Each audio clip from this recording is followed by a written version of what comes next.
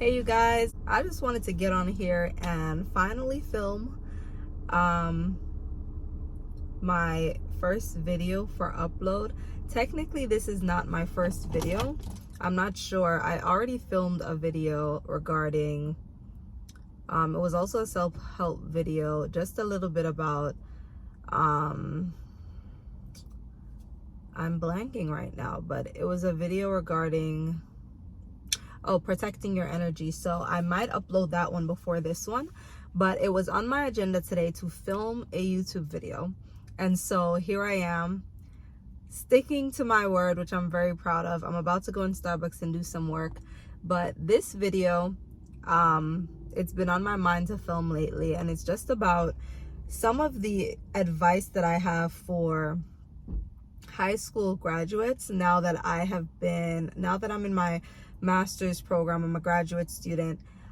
Just looking back at this system, some pieces of advice that I have for those who are graduating high school, and basically also people who are in school, also you guys who are in college, and maybe just about to graduate, that in between phase. This video is for you guys because I've learned a lot thus far, and I just want to help make the process a little bit easier, and shed some light on some of the things I wish I knew before I graduated college or after graduating high school. And so, number one, I would definitely like to dispel the myth that you have to go to a state school or a Ivy League school in order to make it. That is not true. If anything, I would wholeheartedly recommend going to the most cost-effective option in terms of getting a degree. I went to a state school and it was great. It's nice to be able to put it on your resume.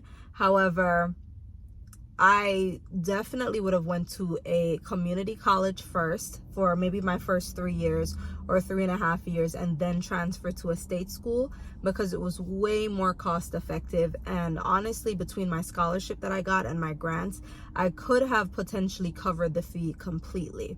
And so that's the first piece of advice that I would have for you guys, is that go to the community college.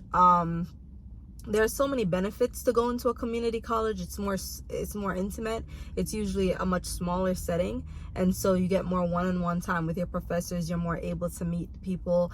My state school, there were over 50,000 students, and so needless to say, it was just a lot. It was a lot, and I wish that I had waited until maybe my last semester or my last year to transfer to a state school.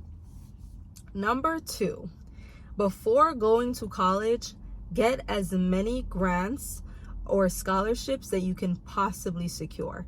And it's the best time to do that before you even go into school. This was something that a few of the mentors were telling me during my orientation to my state school. But you hear it, but it's sometimes it goes into one ear and goes through the next. But if I could have done it again, I would have used that time, especially having that summer break. You're still living with your parents. You still have some time to just do whatever you really want to do with that time. I would have used that time to sit down and to apply to as many scholarships as I possibly could. There's scholarships out here for wearing glasses, guys. There's scholarships out here for being black. There's scholarships out here for grades, academics. There's just so many scholarships out here, and you don't want to give away any free money. You want to graduate school with as little debt as possible. Number three, this one is a little I don't want to say controversial, but it's a little ambiguous. The question of whether or not a college degree is worth it. I definitely think, okay, here are the pros and the cons. For a lot of these jobs out here, you can get in with a high school diploma, right? So it really depends on what it is that you want to do. If you are more interested in doing something like a trade, why not go to a trade school, right? But if you are looking to further your education and do something at the professional level like medicine that you do need an undergraduate degree for, of course, go ahead and go to school and get the bachelor's, so that you're putting yourself in the position for success and to be able to, you know, if you decide that you want to go back to school and become a doctor at 27, you don't have to start from scratch and go and attain your bachelor's degree. So I definitely think that it's beneficial in that sense. And then it's also beneficial in the fact that a lot of places do value a bachelor's degree. You'll notice once you look at a lot of the applications for these positions, it will say bachelor's degree preferred, which means that you do get some sort of preference when it comes to applications, and you are able to negotiate for a lot more. So I definitely think a degree is worth it. However, you ultimately have to evaluate what your trajectory is in life. You know, there are some people who just know that academics is not for them. And of course, if you know that you are good at a trade, or a trade is more worth it for you, why not, right? So I think it's ultimately up to what your trajectory is in life. There are a lot of people who also start businesses at a very young age, and you know, you're making more than you would make with than going to school and pursuing a particular degree. And then there are other professions that are paying very well and also offer that security and that stability. So ultimately, it is up to what your trajectory is in life and what life you see for yourself. And so that's what I'll say about that. In terms of dorming, personally, I would not recommend. You are sharing a very small space, depending on the school that you go to, but this seems to be the case for a majority of these schools. You are sharing a very small space with another individual who most times you do not know at all.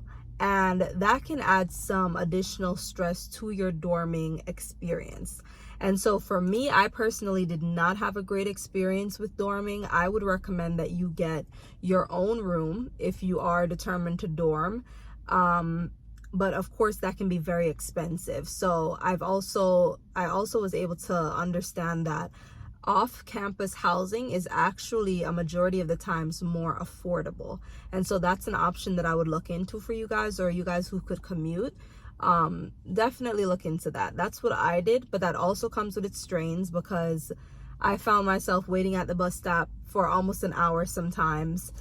And so that brings me to my other point. Be as intentional as possible with building your school schedule. Make sure that you are structuring your time in a way that's not overwhelming, that you are providing time for your mental health and to take care of yourself. School is stressful, y'all. Like, school is stressful. Sometimes it's the fact that you're away from family. It's the fact that you're overwhelmed by doing both school and work. You're overwhelmed by your classes.